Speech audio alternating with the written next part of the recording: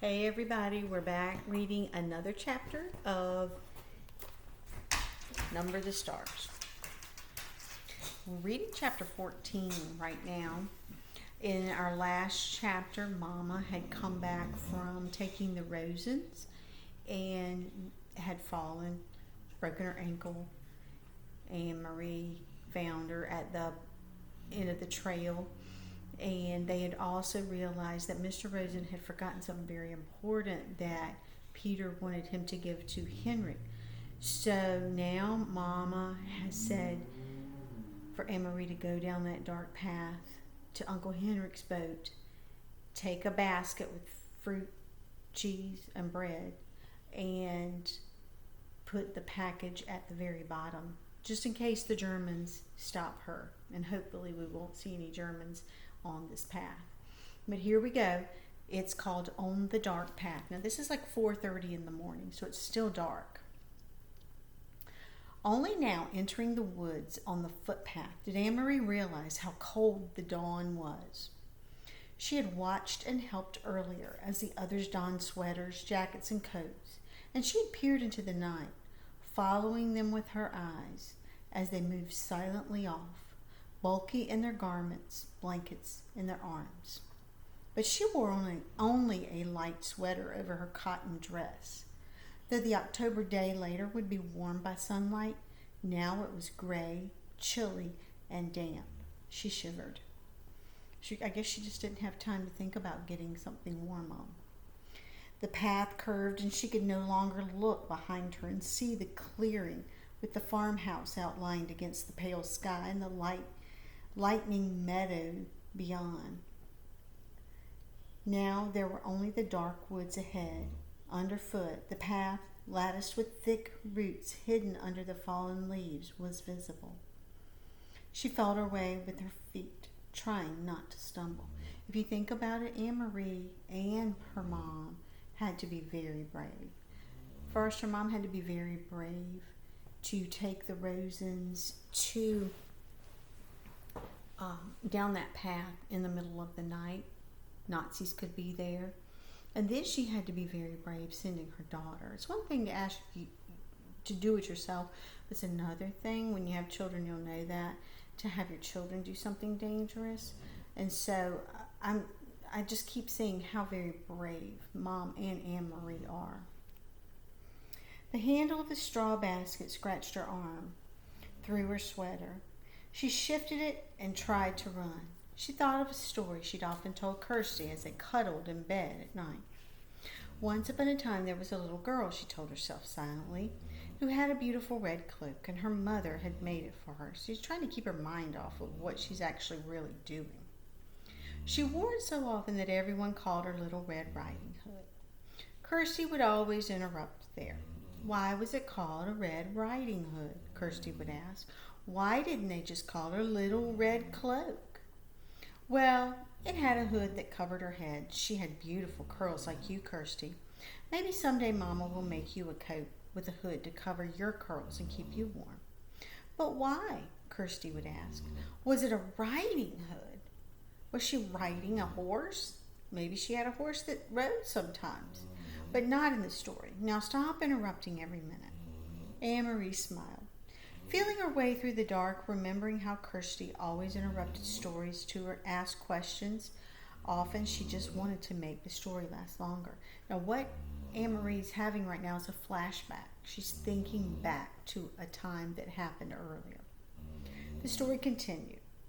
One day the little girl's mother said, I want you to take a basket of food to your grandmother. She's sick in bed. Come, let me tie your red cloak. The grandmother lived deep in the woods, didn't she? Kirsty would ask. In the dangerous woods where wolves lived. Anne-Marie heard a small noise, a squirrel perhaps, or a rabbit scampering nearby. She paused, stood still on the path, and smiled again. Kirsty would have been frightened. She would have grabbed Anne-Marie's hand and said, a wolf! But Anne-Marie knew that these woods were not the woods in the story. There were no wolves or bears or tigers. None of the beasts that populated Kirsty's vivid imagination. She hurried on.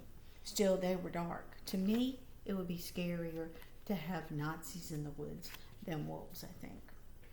Still, they were dark, these woods. Amory had never followed this path in the dark before. She told her mother she would run, and she tried. Here the path turned. She knew the turning well, though it seemed different in the dark. If she turned to the left, it would take her to the road, out where it would be lighter, wider, more traveled, but more dangerous, too. Someone would see her on the road. At this time of the dawn, other fishermen would be on the road, hurrying to their boats for the long day at sea.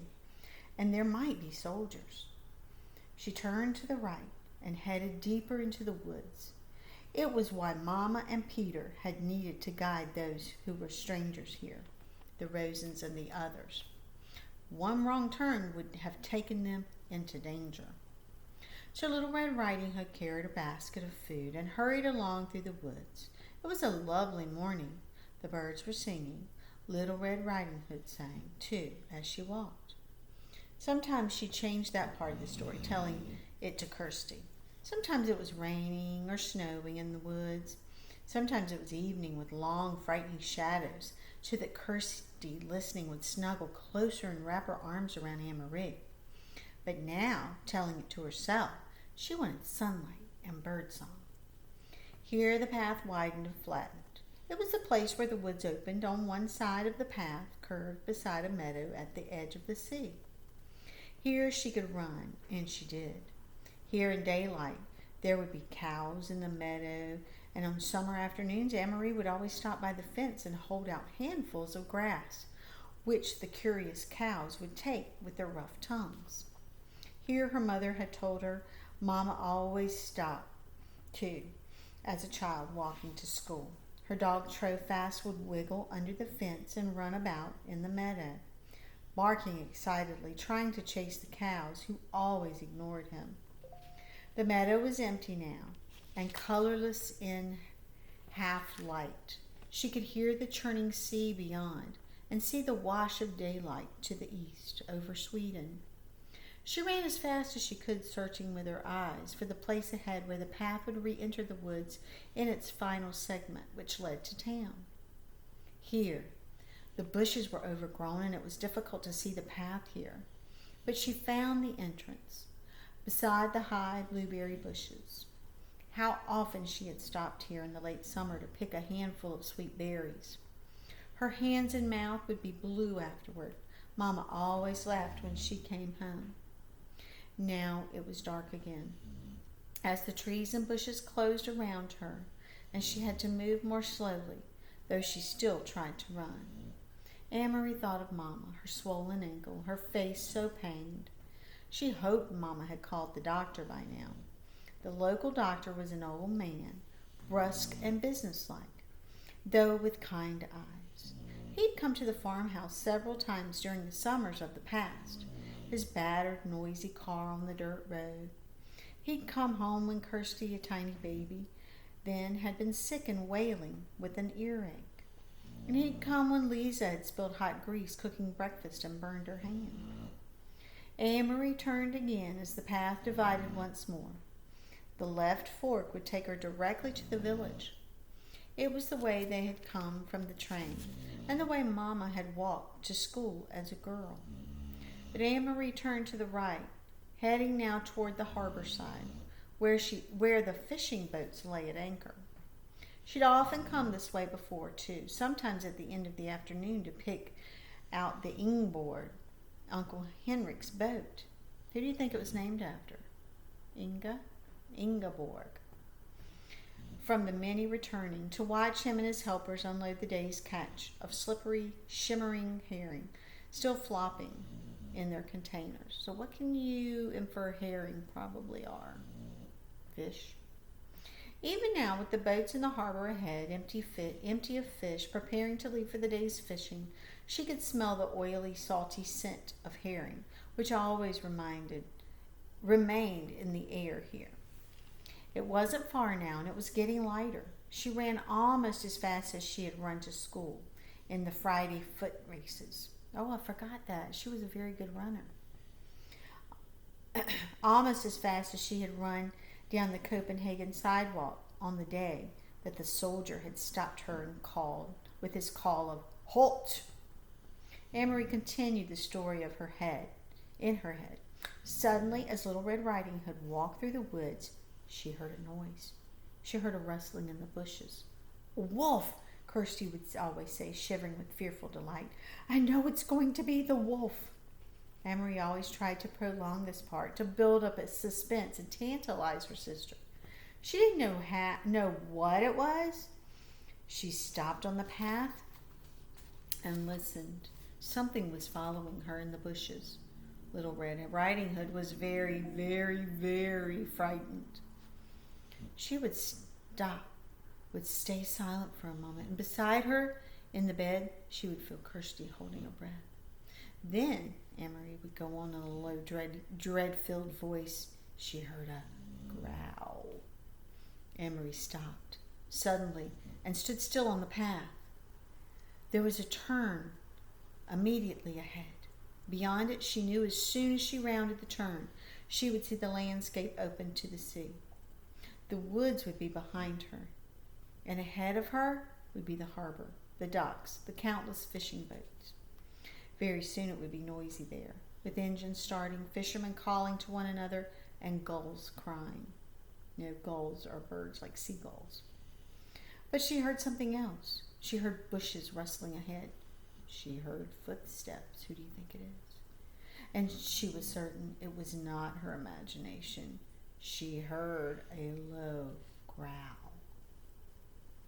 Cautiously, she took a step forward and another.